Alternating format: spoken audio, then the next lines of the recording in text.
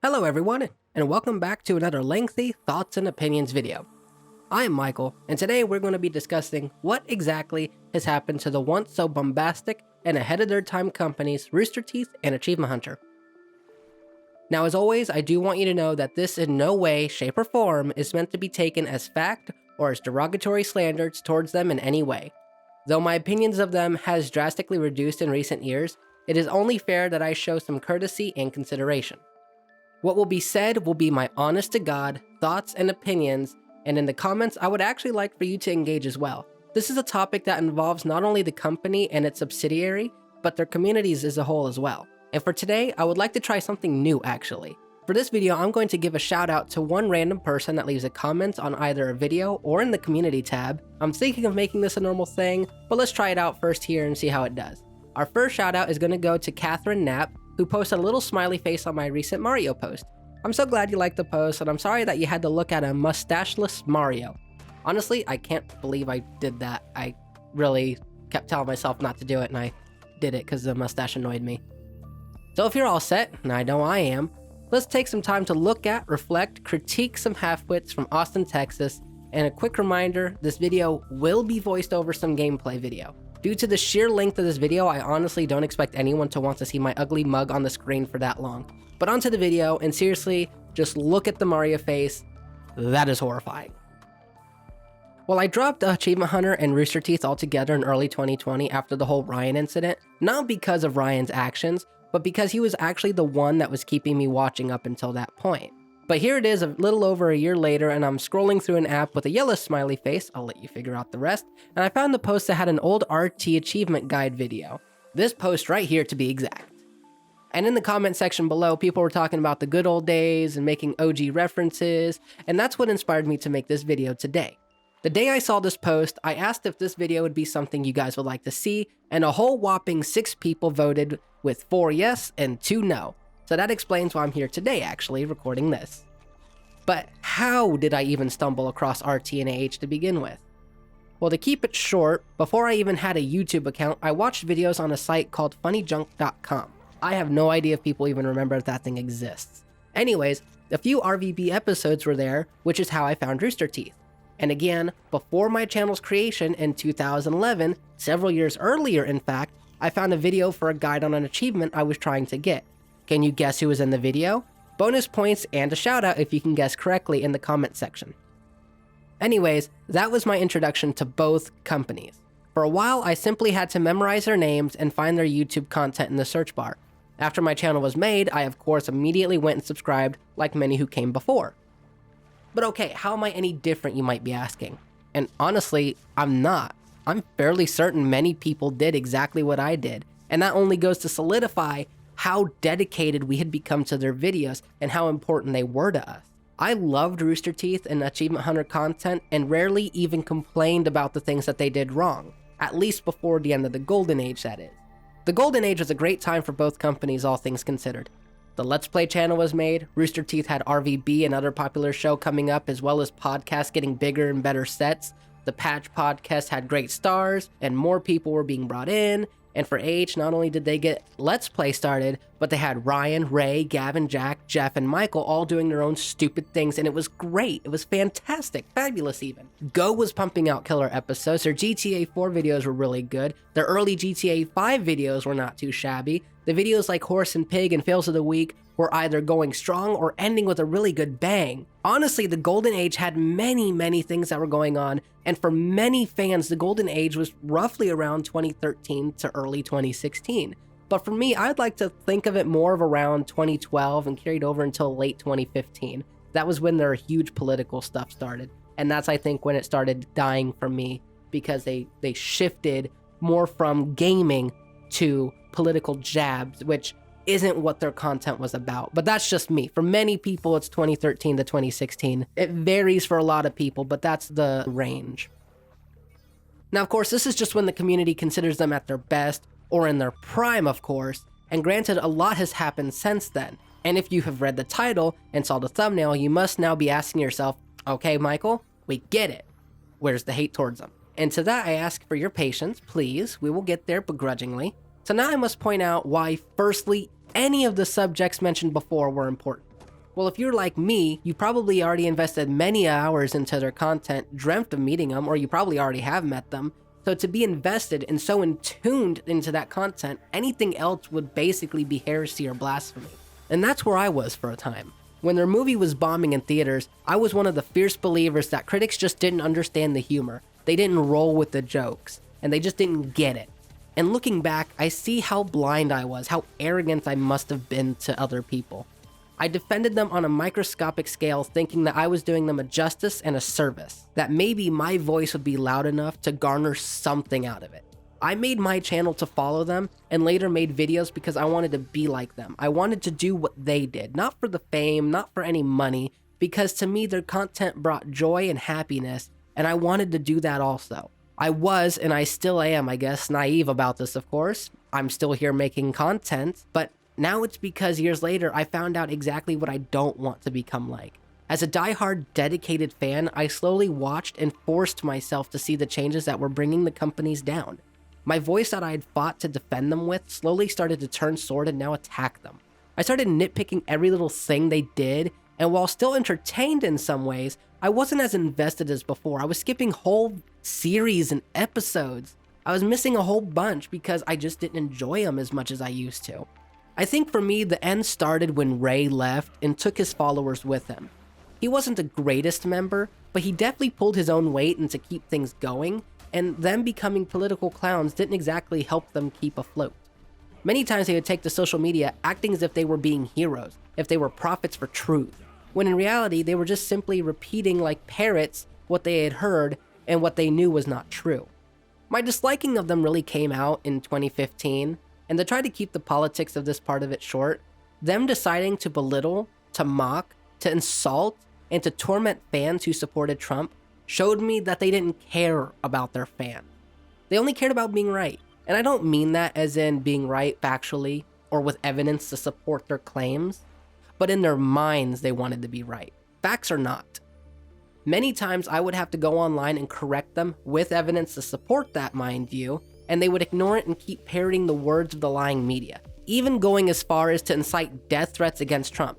I'm going to take part out of this video and tell you that is extremely illegal. It doesn't matter who the president is, it is illegal to do that, and they were encouraging it. So they all, everyone who was a part of it, should technically be in jail right now. But that is completely offset from what's going on now. They can lie if they want, but Jack and Michael have both liked comments of people who wanted to kill Trump, and that is enough for me to say enough is enough and distance myself from it. I tried, of course, to be positive, but after they went progressive, and not in the insurance kind of way, it was nothing but a disaster. Jeff left, Mika went on a racist tangent, Fiona sucks, and yes, that can be either way you want to interpret that. Not to mention she has the personality of wet cardboard. Bernie left, Ryan made a regrettable mistake, the RT podcast has essentially become a liberal crying platform for bullcrap, and Gavin is still British and Dan the manless. I guess it's just easier to say that altogether, Achievement Hunter and Rooster Teeth has just been a giant mess. And I've been away for a year now with absolutely no context onto what the company is doing now or what they've done in the past since I have gone. I know nothing about what's gone on. Just that people are starting to leave. At least some people. And finally, with all of that out of the way, we can get down to the meat of the video. What exactly are my thoughts, my opinions towards both companies, Rooster Teeth and Achievement Hunter? As of now, it's a mix of disgust and disappointment. Granted, a lot of their problems are actually Warner owning them. And to Warner, I say this. Screw you. Screw your vault full of gold coins that I know you definitely have for no arbitrary reason. If I could, I would take an entire day to break down every little thing I think is wrong with them. But you awesome people are already leaving this video, you're already leaving dislikes probably, so I'll just talk about the things that get me riled up. Again, to keep politics short, their support of a pedophile, better known as Pedo Joe Biden, or a corrupt psycho killer, Hillary Clinton, is bad enough as it is, but to go after fans to mock, belittle, insult, and verbally attack Trump supporters in their own community is just not okay. And then to go and encourage other community members to go out and do those same things and not relent is even worse. Speaking of politics, Joel, our favorite innocent dumb voice actor, was fired because he retaliated against his own coworkers and didn't bow down to their agenda. Yeah, I saw his comments, and even I was like, Joel, calm down now, bud, calm down. And RT agreed too by firing him. But my question is this really, why didn't Rooster Teeth or Achievement Hunter fire those who went around on social media asking for people to kill or attempt to attack the president? Why did they not try to fire the ones that joked about payment for doing so? Why were they not punished? Of all the ones who got canned, it was the one guy that simply didn't kneel when told to, and they got fired for it. My main and biggest concern is in fact their political views, and while I don't care who they support, it's the way they carry themselves and project themselves that makes me angry. They think they know everything and flaunt their fame as if it's a wad of trillion-dollar bills. And they forget that they are a gaming and animation-based company, not politics. So they're not privy to any of the back behind the scenes information, so they might not even be right at all, and when you even tell them they're not right, they ignore you. I didn't subscribe to listen to Lard Boy Patillo rant about Reagan. I subscribed to watch Jack Patillo make food jokes or talk about games. Heck, actually, I think I subscribed for both. I didn't subscribe to hear drunk deadbeat Jeff say he's allowing his daughter to be with a group of people who have no idea what women's rights are. I subscribed to hear Jeff Ramsey's cancer-curing, angelic, Joker-like laugh, while also being mad at a game of golf. They have forgotten their roots, and they forgot what put them there where they are today. I don't care if they have a black guy. I don't care if the person's gay.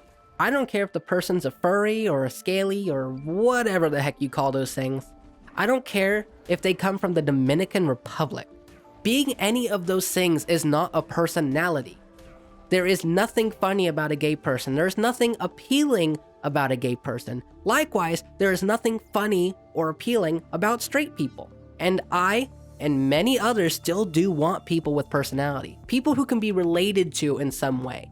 Both companies only care about political correctness now instead of the formula that brought them success.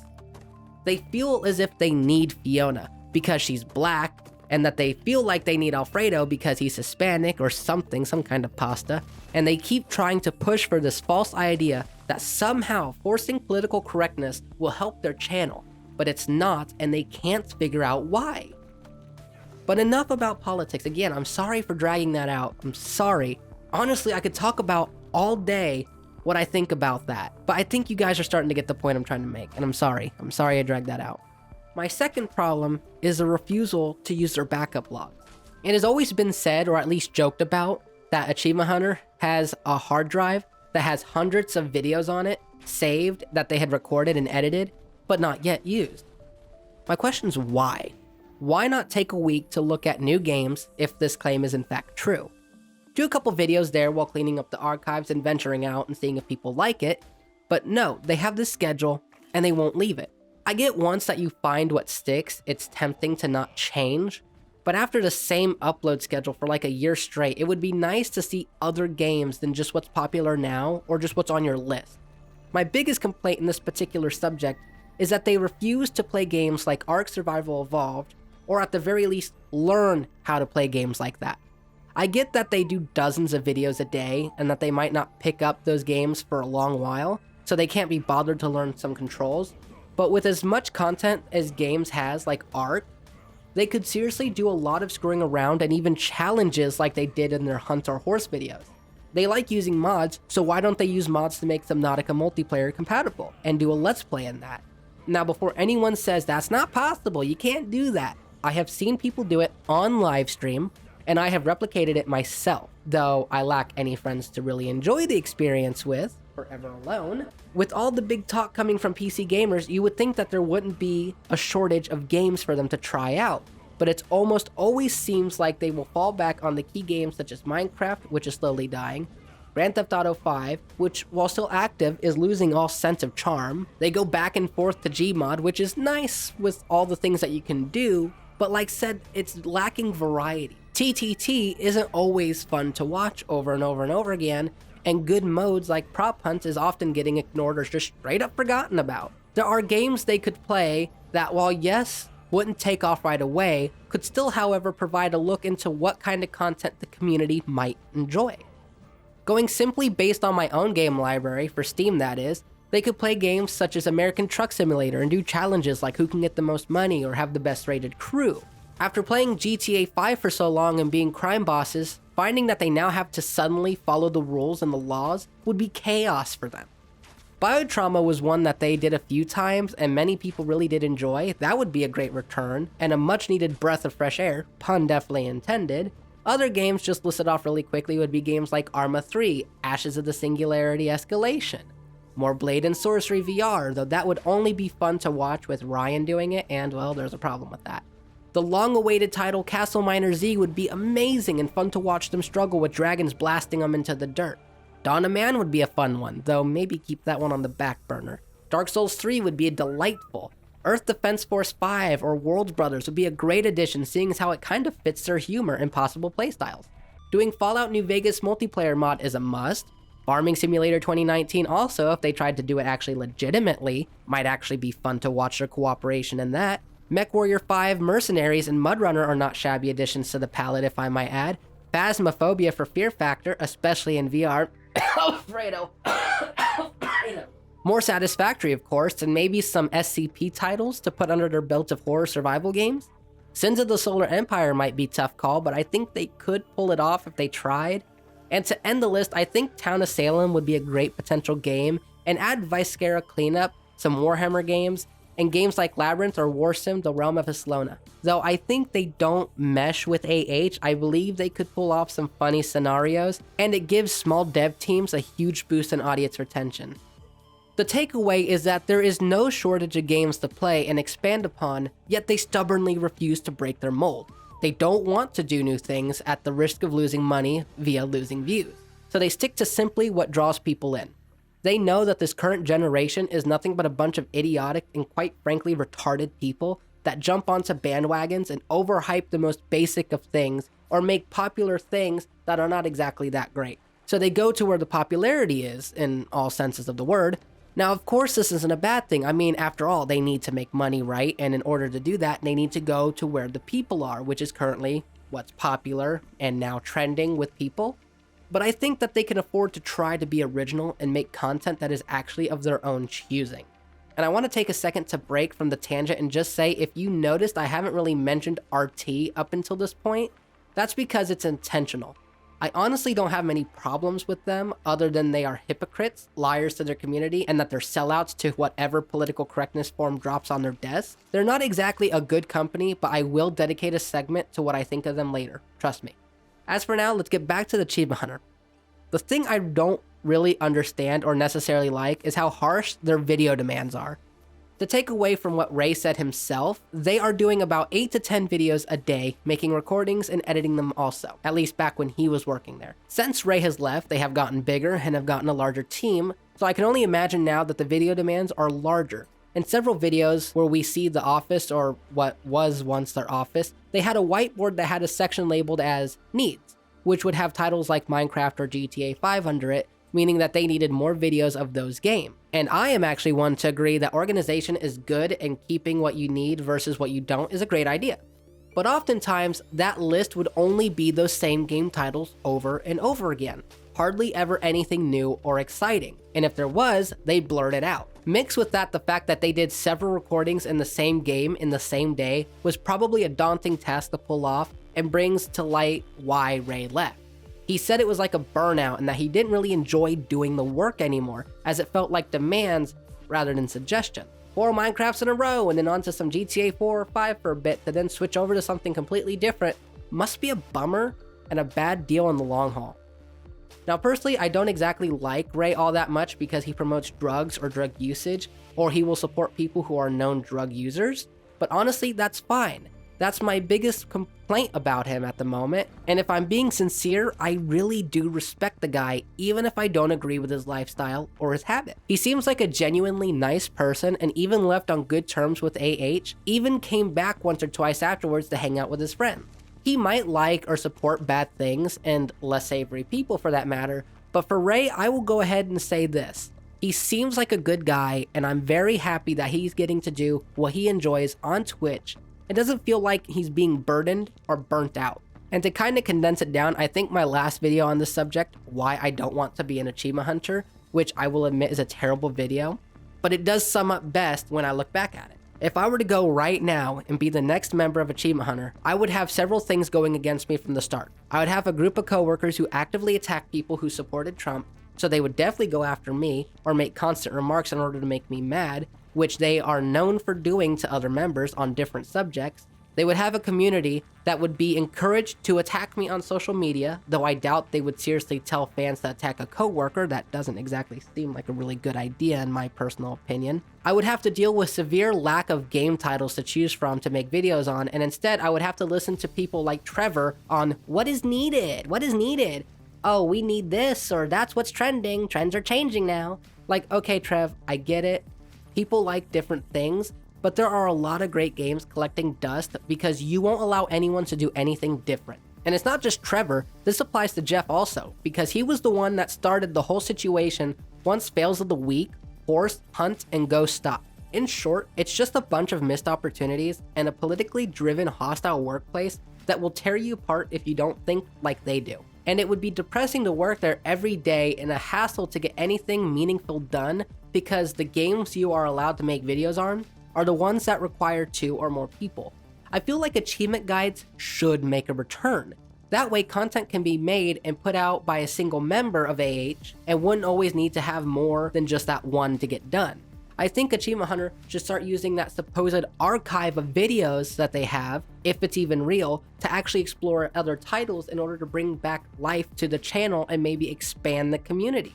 Challenges like Go and Horse could make a comeback, and even fails of the week if they felt lucky. It wouldn't have to just be Halo, it could be a bunch of other games. A Go challenge that could come back could easily be one like this. First one to grow wheat outside of Minecraft wins. Naturally, they would flock to Farming Simulator and would have to rush to grow any amount of the stuff. Or how about this one? First to kill a zombie, again outside of Minecraft, which would bring Castle Miner Z into the fray, or even Dead Rising games, or for a good twist, kill a dragon, which could be Castle Miner Z again, or Skyrim. Many ways to keep the spirit alive and involve new games to the channel. That's what I'm trying to get at. As for the individual members of AH, I really don't think this would be the video to properly explain my feelings about them, but to keep it short, and I know I've said this enough already, I seriously couldn't care less for Michael, Jack, Fiona, or Lindsay. If they left tomorrow, I would probably actually throw a party and be happy about their departure. Alfredo's okay, though I think he needs to come out of his shell a bit more. Like I said, I've been gone for a year, so I have no idea if he did. Gavin is still British, but overall okay. I think his aimless comments that cause an uproar of what the heck is he even talking about is pretty fun, especially since he's almost always legit asking a question or making a comment. It makes sense to him, nobody else understands it. And if they do, they're disappointed they understand it. And I love that interaction. That is what I think needs to happen more of in Achievement Hunter. And yes, I know I'm going back and forth between AH and Achievement Hunter, but like that kind of thing happening is what I like. Gavin says something stupid, they all go, what the heck are you even talking about? And the ones that understand it go, I understood, and he has a point. It's great. It's great commentary that they're letting go to waste, and for no reason. Trevor is okay, though I don't exactly like him very much. It's a personal reason, honestly, a social media encounter, but he chickened out, so not a lot of hate there. And Jeremy? Man, I used to like Little J. I used to watch all of his live streams. I would be so excited for his I am monster truck yells. But honestly, he's just a left-wing communist supporting traitor, and that I really couldn't stand the sight of him anymore. Anyone who hates this country like he does is seriously a questionable employee to have. Lastly, that leaves Ryan, or would've at least if he was still there. Though we all know of what he did, let me just explain quickly what it is that I think of him as a former Achievement Hunter member.